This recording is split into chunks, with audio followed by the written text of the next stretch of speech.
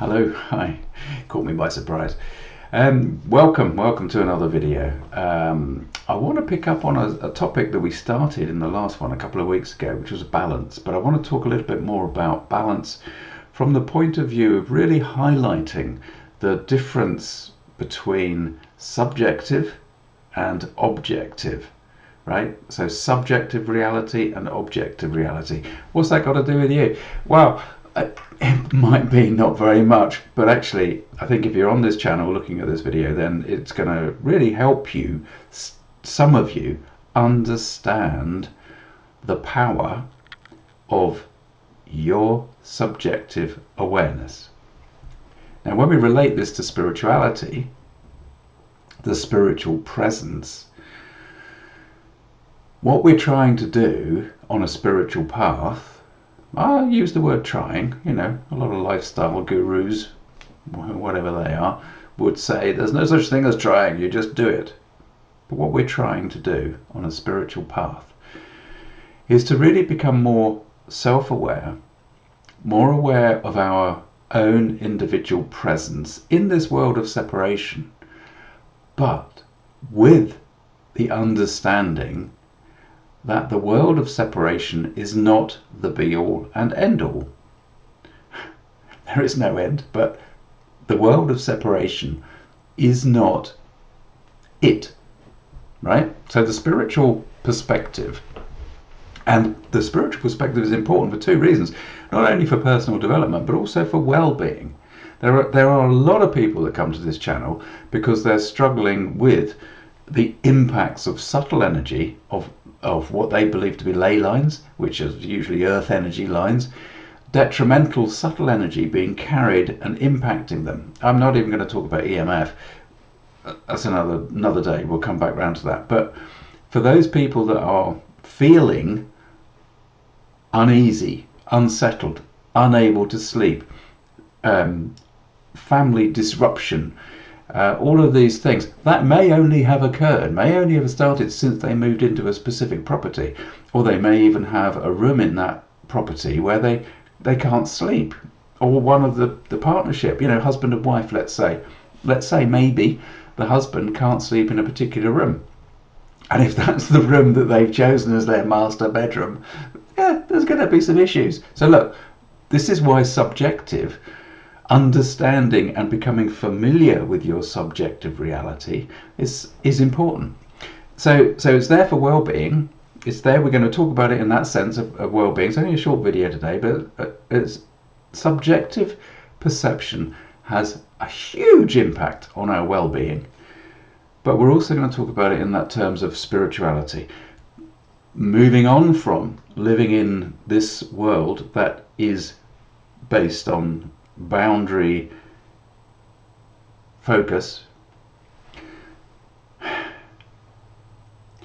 moving further into an awareness that these boundaries, I do this because we have a boundary, are not the be-all and end-all. Okay, so I don't want to sound too kind of pretentious or pompous about all of this. So let's just go right back to basics, and this will be too basic for some of you. It does also have a bearing on our dowsing, right? So if you're learning to dowse, if you've picked up a dowsing rod or a pendulum and you're learning that skill, this has a bearing on your progress in that as well, right? And this is why I've really, I'm kind of crawling out from just having finished the book, What Now? Exploring a Simple Spiritual Path Through Dowsing and Self-Discovery. I'm so unfamiliar with it, I still have to keep reading the title of my own book. But the draft is there. It'll be 6 months before it's out. But the point is that it's so important that we understand the basics. Now, the subjective experience when we're dowsing. Let's say you're looking for something that's lost. Okay, so you're looking for an object. You pick up your dowsing rod and you're looking for an object. What should we say? Let's say car keys. Those are often something that is lost. You are pretty well convinced that the car keys are in the house. So the objective reality is it's you, the house, car keys need to be found. They are somewhere amongst all of this stuff, all of these physical things.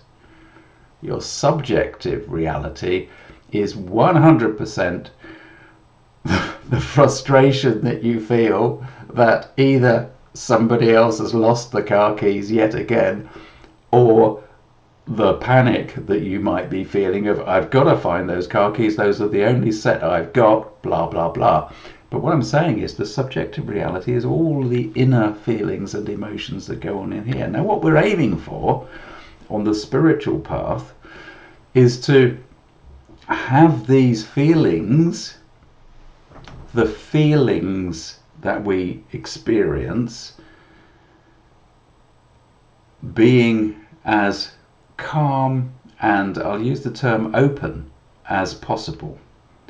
In other words, being as receptive as possible to allowing other subtle energies, subtle influences to come to us. Yes? Don't start that. I mustn't start saying that as a matter of habit. That was terrible. What we're looking to do is to be open, to be receptive. That's the part, fundamentally, the path of a spiritual development, because you open gradually and in a developing way to the possibility of more and more subtle energies as you develop. I mean, fundamentally, that's what it is. And those vibrations, those subtle energies, are of a higher and higher frequency, because fundamentally you have an emotion, subjective emotion, like love, that is way up here, whereas the emotion that I've just talked about, the losing the car keys, the frustration, anger, stress, whatever those are way down here. Right, okay, this is basic, but I'm saying just pay attention, please, to how you feel. Now, how does this relate to somebody that is feeling like they are hemmed in by earth energy lines?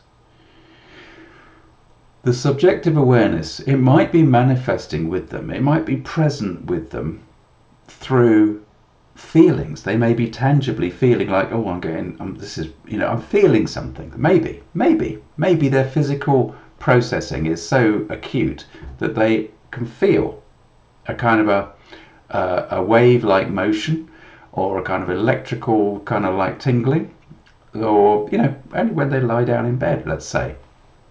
Now, let's say that. So therefore, if that is the thing that is worrying them and keeping them awake, the room cannot be slept in because I get these feelings, or the room cannot be slept in because there is I keep getting images in my mind, subjective, of a person being in that room. Okay, that's all a subjective perception. So what needs to be adjusted is, in one sense, if it's a feeling, then clearly there's a two-part balance to be achieved in that person's perception, because the person is perceiving something, it's real, there's a perception. Subjectively, it's real, I'm feeling this. Don't even argue about the fact that it's not, real, they would say. So, and this is true, this is the fact, is that their subjective reality is telling them this, and therefore it is present, so it is there. So what needs to be adjusted is the perception of the subjective reality. Now, a lot of the time, so you've got the physical response from the energy flow, or you've got the presence and awareness of a person in the room that is invisible, as a ghost, let's say, spirit, ghost, whatever. Right? Now these are real things, these are perceptions, because people will perceive them. Kids often will complain about the strange lady or the strange man, that nobody else can see. Anyway, so what needs to be changed, what needs to shift, is that person's subjective reality. So as a house healer, we either work on the subtle energies that are coming at the house, and we're given guidance from the higher beings, the higher vibrational energies that exist and support us as the lower physical energies of the conscious cosmos. So we're given guidance, we ask, we tune into them, and we are given guidance as to what is present. On a humanistic level, we relate that to the person. Is this what you're kind of feeling? Does this make sense? Are these images associated with what you're associating when you are, in the room that's giving you trouble? So we do all of that. So in that sense, I'm working, if I'm doing the work as a house healer, I'm working with my subjective reality in order to help somebody else's subjective reality.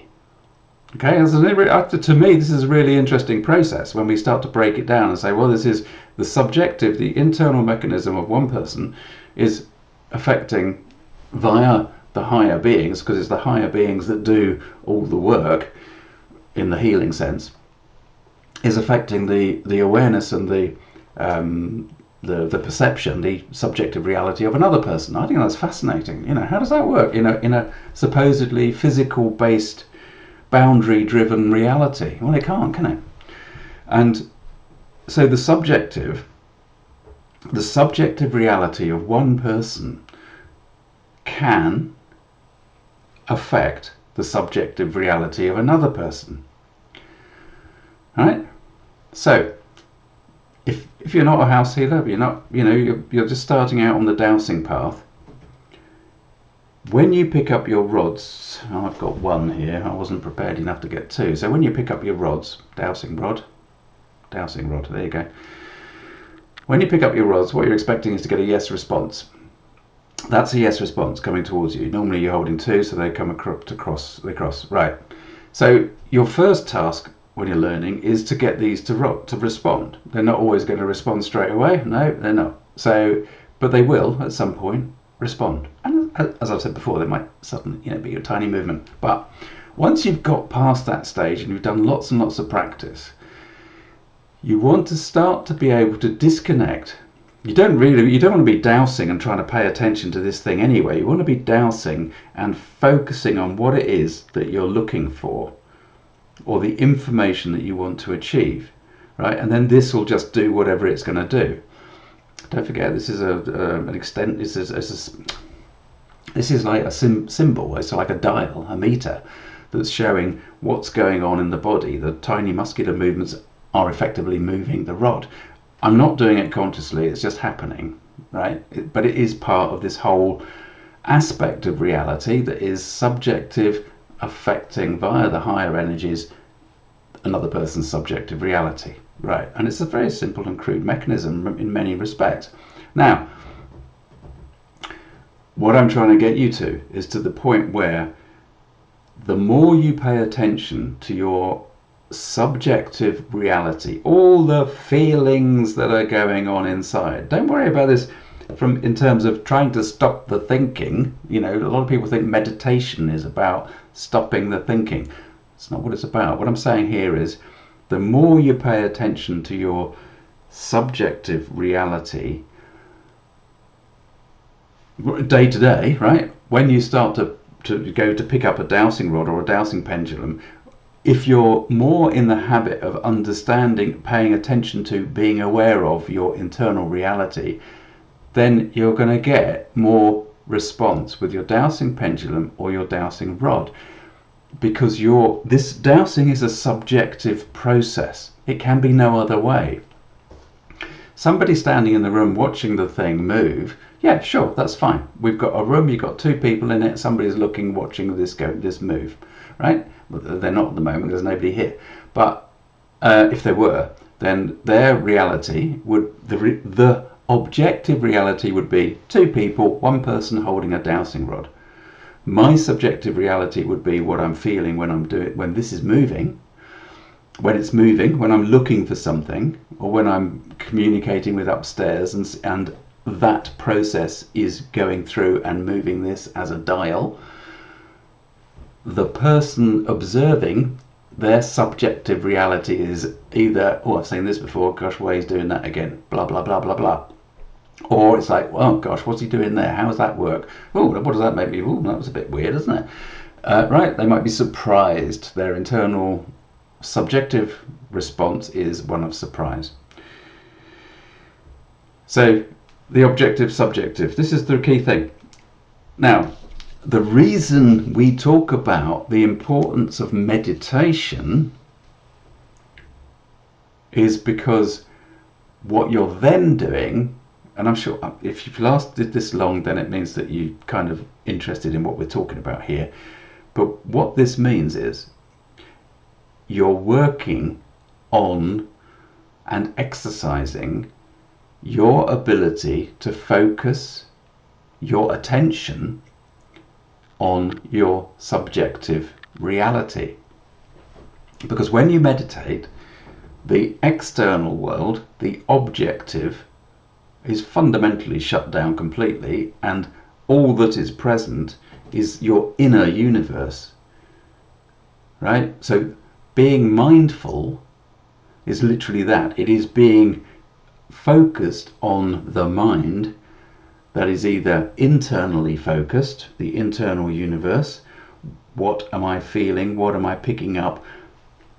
As a house healer, I might be working on a property anywhere in the world. So what am I picking up about this property or about the issue that the person has on the other side of the world? That subtle energy, that's an input coming through, and we are completely focused on that, right? Subjective. Now, so therefore, as you learn and you get in the habit of being far more aware of your inner universe and your subjective awareness, you are more in control and you have your power to change how that feels. In other words, you have the power to change your internal reality. And that is where the fun starts. Right? Okay.